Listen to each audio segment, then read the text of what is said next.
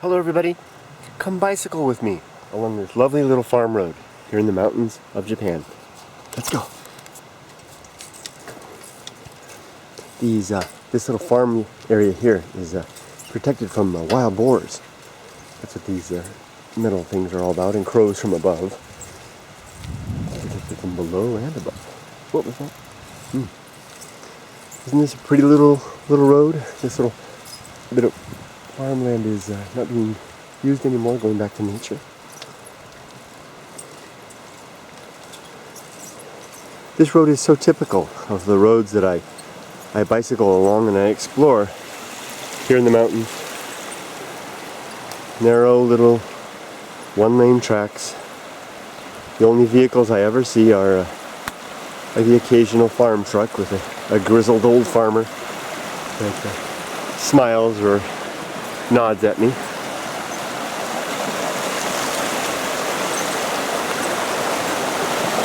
Lots of little waterfalls along the way. Water, the sound of water is a constant theme and element of this area of Japan. I hear water all the time when I'm out, especially from spring until late summer. There's orchards. See the green just coming on to it. It's getting more and more so every week that I come out. Beautiful. These are green tea plants. There's a blush of green upon the tea. It'll be harvested next month, although maybe a little late. The season has been chilly this year, and the tea is a little behind. More tea farms across the way. Tea farmer's shack. This wet ground, I always ride or walk slowly in this type of area. This is the perfect spot to spot the giant carnivorous leeches. Although I only see them when it's raining. Look at that forest. Look at this stone wall. Broken down, and there is the elements of an old tram system. Whoa, that's not. But you know what happened? That's been uprooted. It's fallen over. That's the foundation stones, and this tram would have been positioned in an upright manner, like that. This would have been flat, and these cables. You see the cables extending up into the mountain would go to a farm.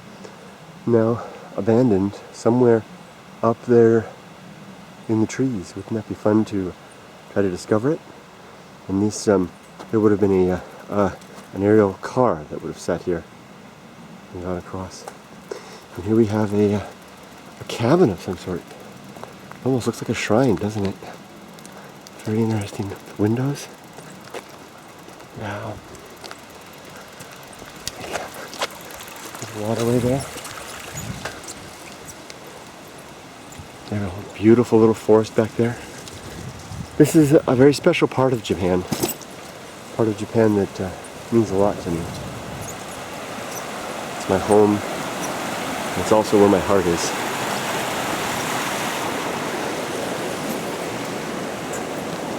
More tea fields. Look at the green up there. The various shades and colors of green.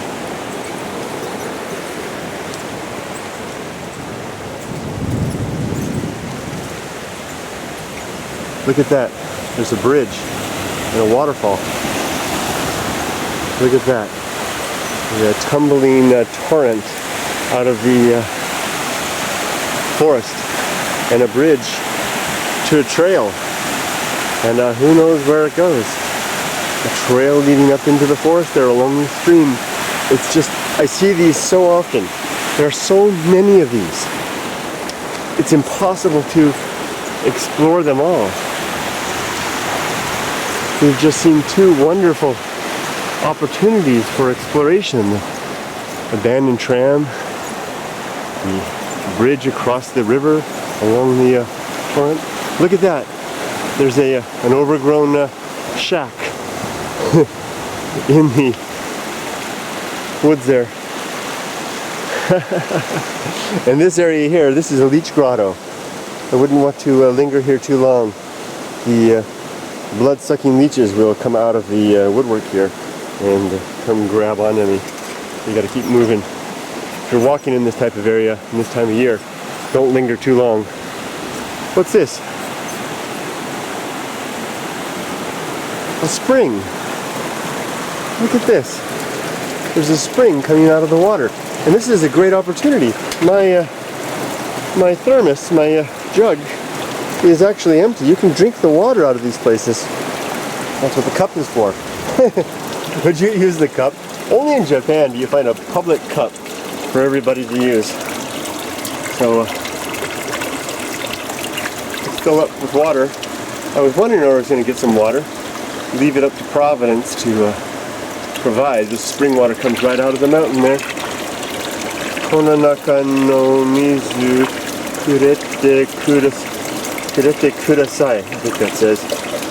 Kononaka no mizu nonde kunde kudasai. Does that say nonde kudasai? That would mean drink this, the water inside. This kono means this, naka, inside. No, inside this water, this is water, this looks like de kudasai, sai. I don't know what that means though. It means, does it mean drink the water inside here? Kono naka no mizu kunde kudasai? If it said nonde kudasai, that would be drink this water inside. I don't know. Cool. Let's fill up my, great, I've got my canteen full. Thank you. Blessing of the spring. Now look out for leeches on my legs. I'm sure they're here. Just yesterday sometimes you find Jizos in these places too.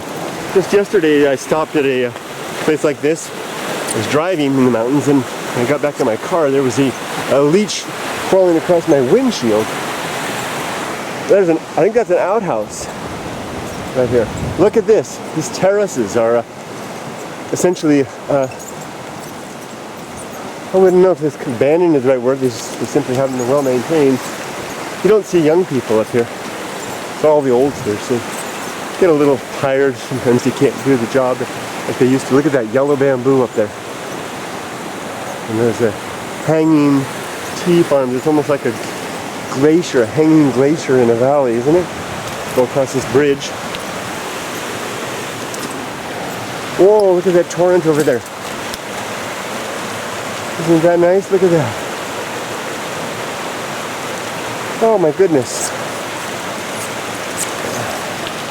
You know, now that I think about it, this is not where I thought I'd been before. I thought I'd been up this canyon before. This is the first time for me. I would have remembered that spring.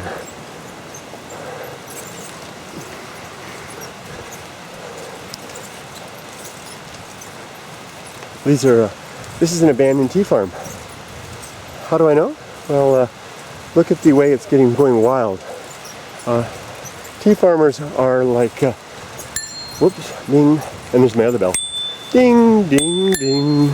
See the terrace? Tea farmers are like anal retentive gardeners. Did I just say that? Their tea plants are meticulously trimmed and maintained, and no farmer would let his vast expanse of tea go to. Look at the way down there.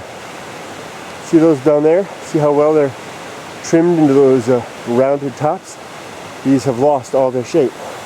They were given up probably last year or the year before, and this will become a wild forest of tea. Tea will blow into a tree if allowed. And here's another bridge. There's a stone terrace. See that terrace over there? You can barely see it.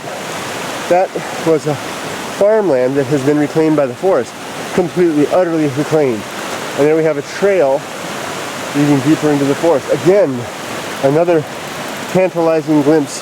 Often these bridges are made of, oh, there's a lizard. Often these bridges are made of, see the lizard over there? My zoom can do that. Where'd you go, lizard? There. Lizard. These bridges are often made of railroad track. Well, look at the way the stone. If you didn't look carefully going by, you wouldn't even see that, and you wouldn't even know that that was once a farm. Probably 50 years ago, that was the pride of a farmer. I did a video earlier today, and I talked about the, I don't know what I'll title it, I talked about the Little King Walk that some Japanese men have, where they strut. Think of the pride that one would have in reclaiming such a land like that from the forest, cultivating it, and using the product of that effort to feed, clothe, maintain your family, home. I think any man that undertook such an effort would walk like a little king. You know, that's true. Maybe something that has sadly been lost with many modern men. The swagger of that comes of pride, of achievement, of bearing one's a family's livelihood from the soil itself.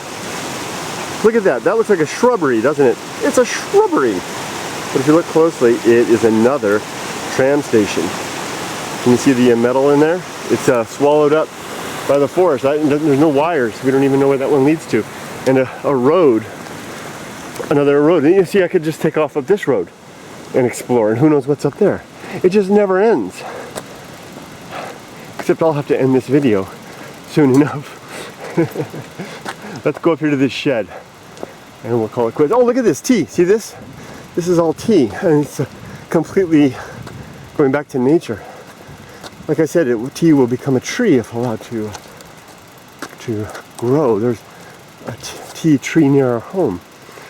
Okay, we'll bring this video to a close right up here. Take a look at what this shed is. It doesn't look very romantic or curious. It looks like a farmer's standard work shed. Getting a little, losing my breath here. More stones, another tram station. See right there? And there's the wires going overhead into the woods. You could literally, I could literally, you could, anybody with a keen interest in adventuring could spend years just exploring here. Look across the way.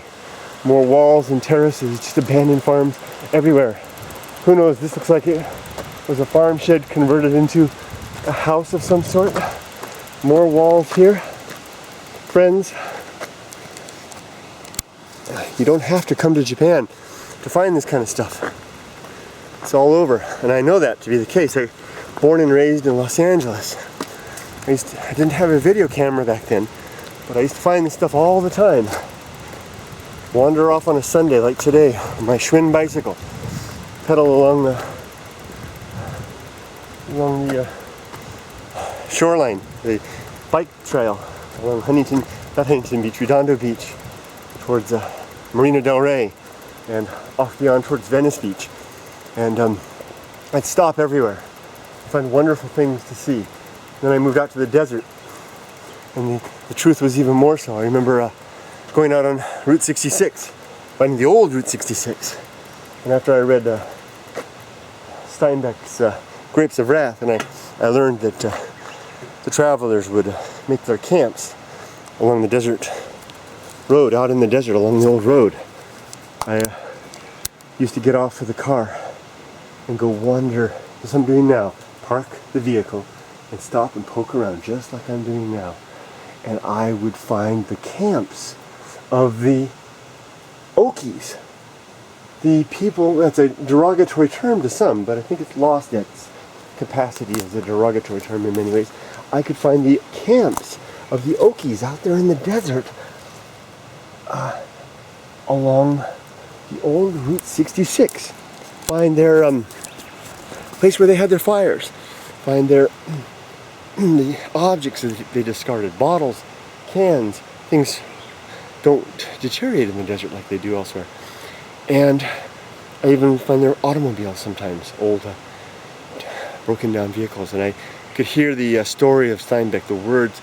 I could imagine the lives of the people traveling, having lost everything in the Dust Bowl, traveling to the new life in California, not knowing the challenges that would await them. Those were my ancestors. My family came across, not from Oklahoma, but from Illinois at that same time on Route 66. My point is, some people write to me and they say, "You're so lucky, Kurt, to live in a place where you can explore and find so much." And I think back, every place in the world is like that. It doesn't matter where you are. If you're in a brand new city, if you're in the middle of nowhere where there are no human habitations, there is the magic of nature all about. I seem like I'm being lectury or preachy or anything like that. It's simply because it's on my mind. I get so many email from people who, if they're not saying it overtly, there's a tone in their voice that is one of complaint and want. Look at this bamboo. And this is just exactly what I mean. This is not anything human-made. This is just a little bit of nature. These yellow bamboo stalks rising above the lost tea farm. This is another tea farm growing over it. And look at the crane vines carpeting like waves, like whitecaps over the tea. Grabbing back the land. The forest is reaching. These bamboo are driven up from the old forest, from the old growth stuff in the back, and reclaiming it all. These stories are everywhere. It's all about, we don't need to be in one of the world's famed places. We can find it everywhere. And with that, I'll stop my sermon and just wish you well, and wish you adventure and pleasure and the joy of living wherever you may be. Thank you, friends, for joining me today. Take care.